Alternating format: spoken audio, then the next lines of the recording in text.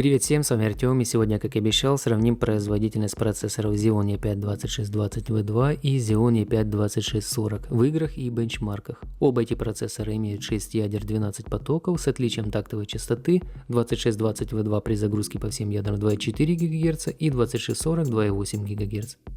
Первый процессор — это же вторая версия Ivy Bridge, второй Sandy Bridge. Как мы уже знаем, у второй версии процессоров контроллер памяти работает немного быстрее, но также в курсе, что частота того же контроллера привязана к тактовой частоте процессора. А разница в 400 МГц достаточно серьезная для 12-поточного камня, то есть все кэши в 2640 будут работать быстрее. Также 2620V2 наотрез не хочет работать с частотой памяти выше 1600 МГц, а 2640 прекрасно работает с частотой 1866 МГц и по пропускной способности памяти будет быстрее 2620V2.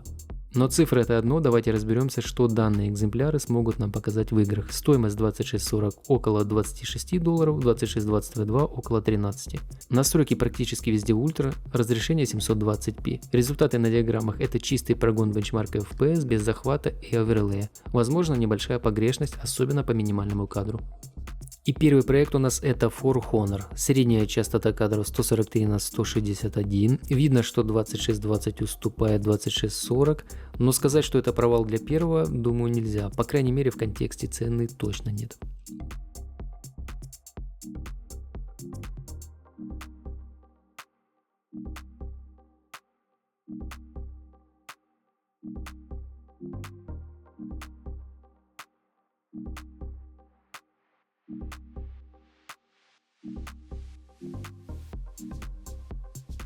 Tomb Raider, средняя частота кадров 62 на 72, и тут также 2640 впереди. Хотел было сказать, что ни один процессор не влетел в сотку на рынке, как в конце самого эпизода 2640 все-таки прощупывает 100%. За 2620V2 такой ситуации замечено не было. Не обращаем внимания на разрешение 1080, в данной игре это нормально, на самом деле 720.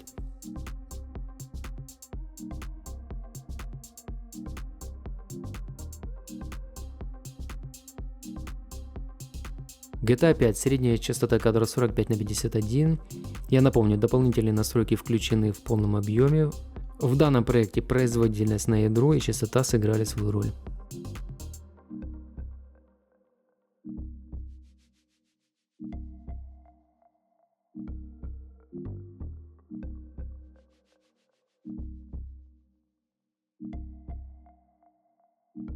Hitman 2, средняя частота кадров 55 на 63, 2640 тут также имеет преимущество по производительности, чего не скажешь о температурных показателях, но справедливости ради хотелось бы отметить, что 48 градусов это очень хорошая температура.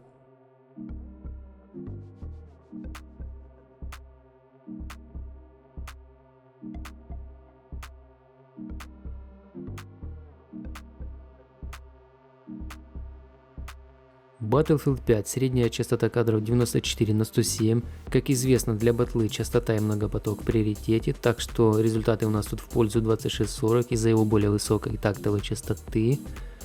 Может, кому интересно, 1620 при 4,3 ГГц набирает тут 140 кадров, и 2687W тоже набирает около 140 кадров.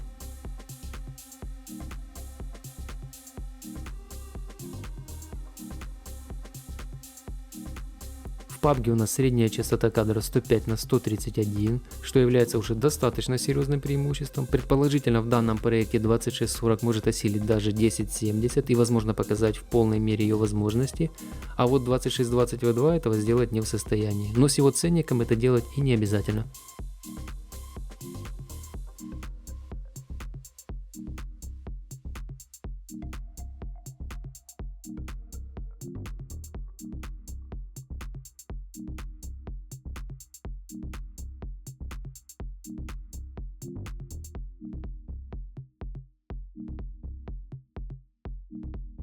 В Одиссее у нас средняя частота кадров 42 на 47, частота тут зарешала.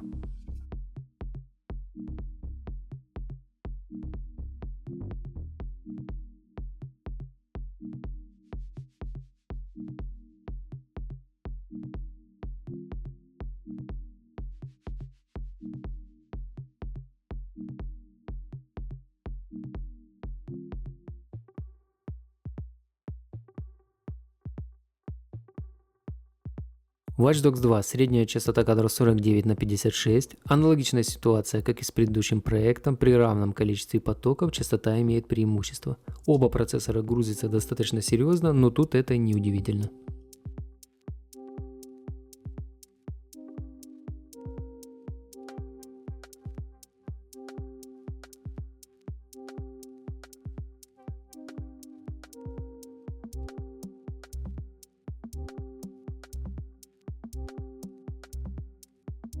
Танки Benchmark Encore RT версия 0.2, средняя частота кадров 215/244. Несмотря на то, что результаты серьезно отличаются, в целом в обоих случаях он получился хороший. По факту, конечно, 2640 впереди.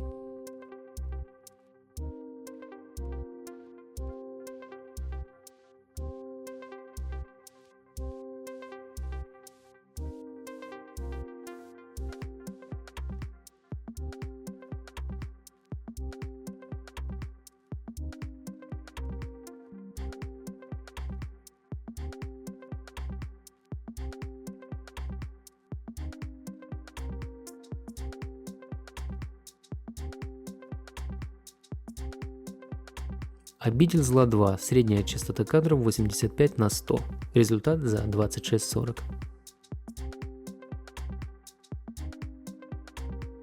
Вот такие получились результаты. 2620V2, конечно, проигрывает своему собрату 2640, но сама производительность не двукратная, как цена, и 2620V2 все-таки имеет место быть в паре с такими картами, как RX 470 и 570.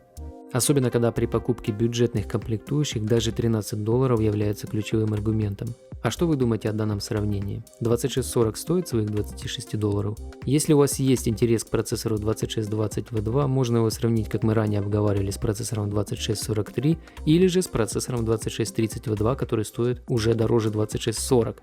Жду ваших предложений в комментариях. А на этом у меня все. Огромное вам спасибо за просмотр. Поддержите, пожалуйста, комментарием, пальцем вверх, подпиской, если еще по каким-то причинам этого не сделали. Ну а с вами был Артем. Всем добра.